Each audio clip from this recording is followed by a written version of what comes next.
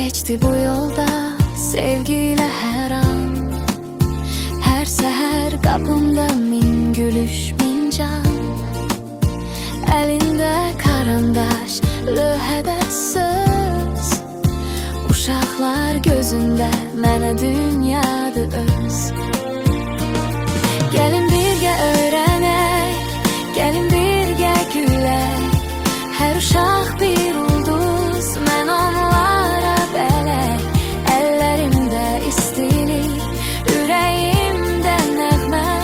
Uşaqların sevgisi mənə ən böyük dəyər.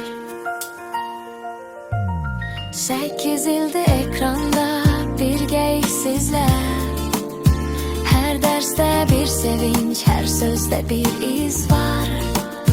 Valideyn hörməti, uşaqların payı. Bu yolun sonu yox, bitməz bu havalar. Gəlin birgə öyrənək, gəlin birgə gülək. Hər uşaq bir ulduz, mən onlara bələk. Əllərimdə istilik, ürəyimdə nəğmə. Uşaqların sevgisi mənə ən böyük dəyər. Ayda müəllimə adım qalır yadda. Hər bir körpə qəlbi mənimlə hər yanda. 40 ilin xəzinəsi, sevgilə toxunan.